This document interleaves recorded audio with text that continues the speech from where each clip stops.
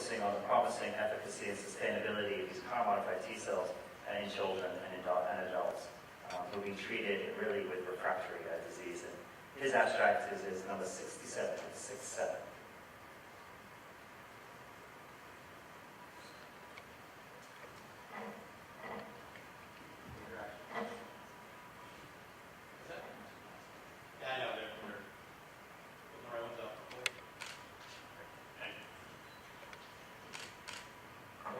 Thank you very much. I appreciate the opportunity to be part of this fantastic session, talking among these great folks.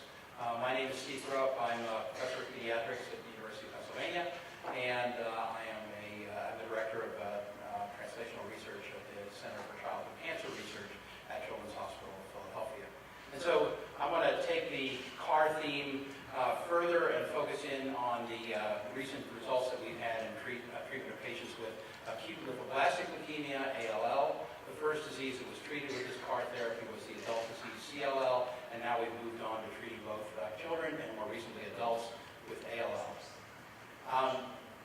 Michael's given a great overview, and I can not have to go through a lot of these concepts, but I think conceptually we recognize four aspects of trying to make this cell therapy work, and people have been working on these issues for years.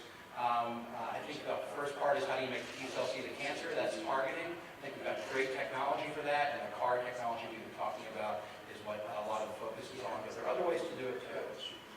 You have to grow these cells in the lab in a way that's clinically compatible, and there are a number of systems that very successfully produce large numbers of cells. However, these two problems are well solved.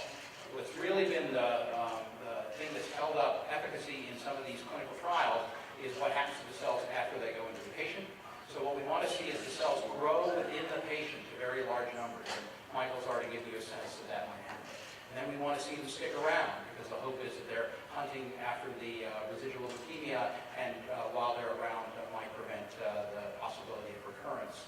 And those things have been harder to get to in clinical trials, but I think recently we've really shown the possibility, and a number of other groups are showing this as well. So the CAR concept has already been described. Basically, you're genetically engineering a T cell, which is on the bottom, to go after a cancer cell, which is on the top. In principle, you can go after any target on a cancer cell that you have an antibody for. In practice, you want to make sure that target is actually going to be safe for the patient. On the inside of the T cell, there are a variety of different pieces of molecules that turn on the T cell. I don't want to get into the details.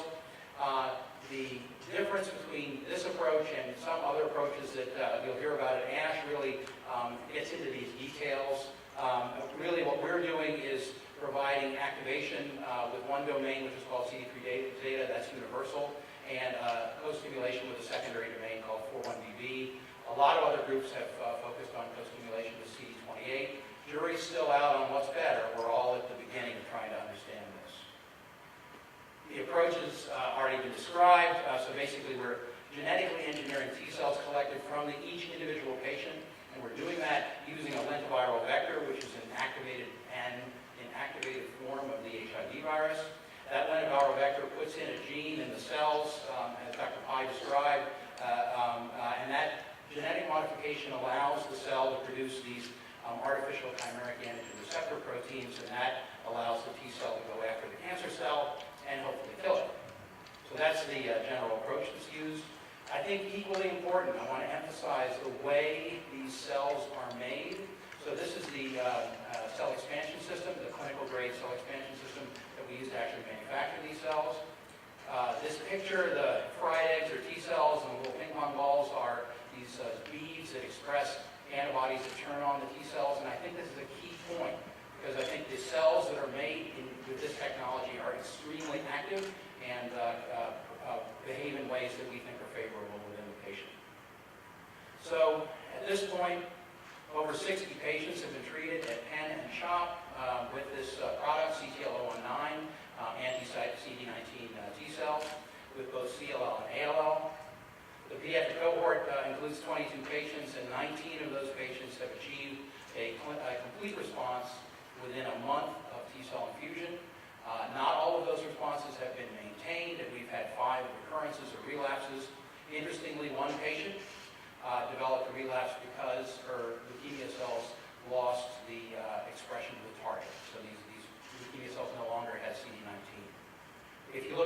group, including the 5 adults which achieved complete remissions, we're looking at 89% complete response rate, which we find to be very exciting. 6 recurrences overall, including 1 adult that recurred.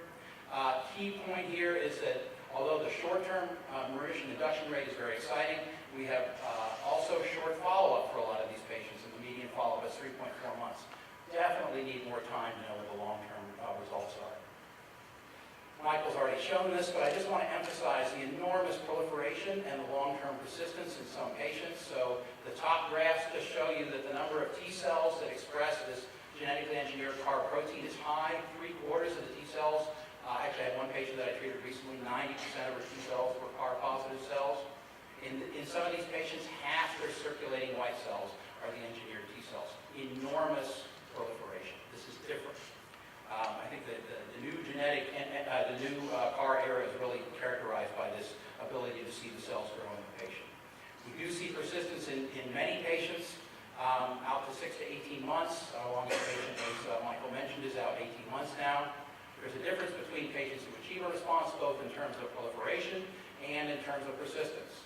So for the complete responding patients, our median at this point with ongoing responses is 145 days versus a month for patients who do not achieve a complete response. And the levels of T cells, as Michael has already pointed out, are much lower in the 3 patients who didn't achieve a complete response. You can see these cells in the marrow, and as Michael mentioned, you can also see them in the spinal fluid. The spinal fluid is a place where ALL goes in children and in adults, so this is extremely important that these cells might actually get to the spinal fluid. And we have actually seen 2 patients who had low-level spinal fluid disease, had that disease cleared by the T cells. So we're very excited about that as a general possibility. This is just the first patient we treated because she has the longest follow-up. She had a complete response in 23 days, treatment refractory, had not received chemotherapy prior to her CAR infusion, so this is T cells only that did this. And she went into a complete response in 23 days and has stayed there as you've already shown. And this is the issue of persistence. But you can also see expansion on this slide, or maybe you can see it. So, maybe this one, touchpad here. There we go, beautiful.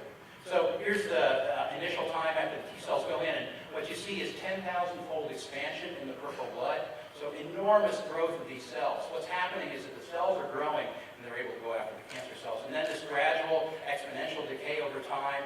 The green line on top is the cells in the spinal fluid. So those were maintained out for a year, and then we stopped looking at the marrow and spinal fluid and don't know what's happened beyond that. This child has long-term B-cell aplasia and long-term disease control. So to conclude, our experience in ALL, both adult and pediatrics at Penn and CHOP, is that we've seen very high rates of remission induction in the 86 to 89% range. So we're very pleased about the short-term rates. We've seen extraordinary growth, which I think is the key to the functionality of these cells. We've seen persistence in some, but not all patients that go out to 18 months, which I think is also very exciting. I didn't get into the issue of toxicity, but there is a cytokine release syndrome that we see in most patients, and that can be severe in some patients. We have noted that this cytokine release syndrome is associated with another medical condition called a macrophage activation syndrome.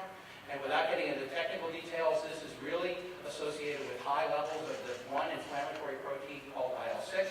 And there is a drug which targets IL-6, a drug called tocilizumab. This has been game-changing for controlling the toxicity responses in the 25 to 30% of the patients who get sicker with this therapy. It's been extraordinarily important. And then I think the final point is that we do need longer